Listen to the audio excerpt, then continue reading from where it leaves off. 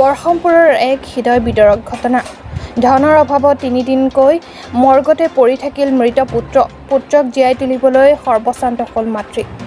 প্ৰায় এমাহ পূৰ্বে এক পথ দুৰ্ঘটনাত আহত হৈছিল বৰহমপুৰৰ সৰ্বৰসী যুৱক প্ৰাঞ্জল হাজৰিকা। গুৰুতৰভাৱে আহত প্ৰাঞ্জল হাজৰিকাক উন্নত চিকিৎসাৰ বাবে গুৱাহাটীৰ এখন ব্যক্তিগত চিকিৎসালয়ত চিকিৎসা কৰিছিল পৰিয়ালে। গুৰুতৰভাৱে আহত প্ৰাঞ্জল হাজৰিকাৰ চিকিৎসাৰ বাবে প্ৰয়োজন হৈছিল বৃহৎ ধনৰাশি। উপায়ন্তৰ মাতৃয়ে সাঁচতীয়া ধনৰ লগতে সোণৰ অলংকাৰ, ঘৰৰ গৰু ছাগলী, মাটি ভেটি বিক্ৰী কৰি সৰ্বশ্ৰান্ত হৈ পৰিছিল। পৰিয়ালটোক সকাহ দিবলৈ অঞ্চলটোৰ ব্যৱসায়ীসকলৰ লগতে স্থানীয় লোকসকলৰ দান বৰঙণিয়ে কিছু চিকিৎসা আগবঢ়াই নিছিল যদিও ধনৰ অভাৱত চিকিৎসা সেৱা থমকি ৰৈছিল। উপায়ন্তৰ পৰিয়ালটোৱে ঈশ্বৰকে শেষ ভৰসা কৰি চকু লুটিকিছিল। নিয়তি যেন চকু মেলি নাচালে। অৱশেষত নিয়তিৰ চৰত হাৰ মানি পুত্ৰ প্ৰাঞ্জল হাজৰিকাই শেষ নিশ্বাস ত্যাগ কৰে। ইমানতো যেন পৰিয়ালটোক দুখে লগ এৰা দিয়া নাছিল। মৃত পুত্ৰক চিকিৎসালয়ৰ পৰা আনিবলৈ যি ধনৰাশিৰ প্ৰয়োজন হৈছিল, সেই ধনৰাশি পৰিয়ালৰ হাতত নথকাৰ বাবে প্ৰাঞ্জলৰ মৃতদেহ মৰ্গতে পৰি থাকিল ৩টাকৈ দিন। চাওঁ আহক এই বিষয়ে আমাৰ এক প্ৰতিবেদন। প্ৰাঞ্জল হাজৰিকা একেবাৰে সৰু ল'ৰা, মোৰ গাঁৱৰ ল'ৰা, বিশেষকৈ মোৰ গাঁৱৰ ল'ৰা। তাৰ এই অকাল বিয়োগত আমি সকলো মৰ্মাহত হৈছোঁ। তাৰ ঘৰখনৰ একেবাৰে উপাৰ্জনৰ এটাই স্থল আছিলে, সেয়া আছিলে প্ৰাঞ্জল হাজৰিকা। আজি নিয়তিৰ নিষ্ঠুৰ পৰিহাসত দুৰ্ঘটনাত পতিত হৈ তেওঁ যিখিনি শাস্তি পালে, তেওঁ ঘৰখন আমাৰ গাঁৱৰ ৰাইজক পৰা প্ৰমুখ কৰি ব্ৰহ্মপুৰ অঞ্চলৰ সকলোৱে হৃদয় উজাৰি যেনে যেনেকৈ পাৰে অৰ্থনৈতিকভাৱে হওক, শাৰীৰিকভাৱে হওক তেখেতক সহায় হাত আগবঢ়াইছে। যদিও আজি 3 দিন পূৰ্বে তেওঁ পৰলোক প্ৰাপ্তি হৈছে। এই ক্ষেত্ৰত এজন উদীয়মান যুৱক হেৰুৱাই আৰু ব্যৱসায়ী যুৱক আমি আমাৰ মাজৰ পৰা হেৰুৱাই আমি অতিকৈ শোকাকুল হৈছোঁ।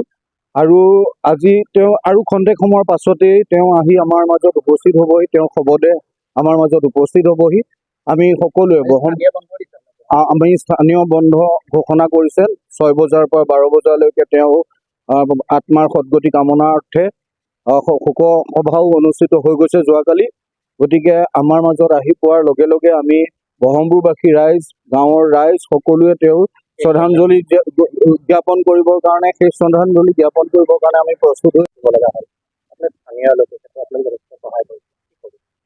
হয়, আমাৰ ব্ৰহ্মপুৰৰ এজন যুৱক প্ৰাঞ্জল হাজৰিকা আজিৰ প্ৰায় এমাহৰ আগতে এটি পথ দুৰ্ঘটনাত তেওঁ পতিত হৈছিলে আৰু তাৰ পৰিপ্ৰেক্ষিততে গুৱাহাটী এখন ব্যক্তিগত নাৰ্ছিং হোমত আজি এমাহ জোৰা চিকিৎসা চলিছিলে আৰু পৰিয়ালটোৱে সৰ্বশ্ৰান্ত হৈছিলে চিকিৎসাৰ নামত।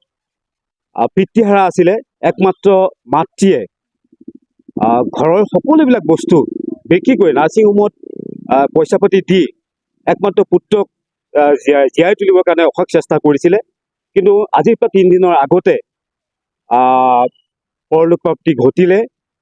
আচৰিত কথা, নাৰ্ছিং হোমত যি পইচা দিবলগীয়া আছে, সেই পইচা নিদিয়াৰ কাৰণে মাতৃক পুত্ৰৰ শটো প্ৰদান কৰা নাই।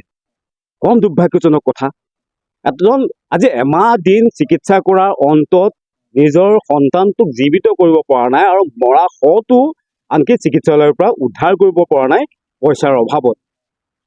এইখিনিতে আমাৰ কাৰণে সঁচাকৈ প্ৰশংসনীয়।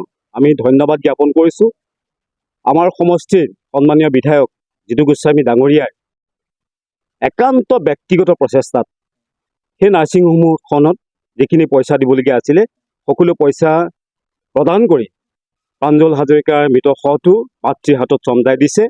আজি আহি আমাৰ মাজলৈকে আহিব আৰু আমিও যিমানখিনিলৈকে পাৰোঁ ব্ৰহ্মপুৰৰ প্ৰত্যেকজন যুৱক যুৱতী ব্যৱসায় প্ৰতিষ্ঠানেও তেওঁক চিকিৎসাৰ কাৰণে যথেষ্টখিনি সহায় কৰিছিলে। কিন্তু দুৰ্ভাগ্যৰ কথা, নিয়তিয়ে তেওঁক আমাৰ মাজৰ পৰা লৈ গ'ল।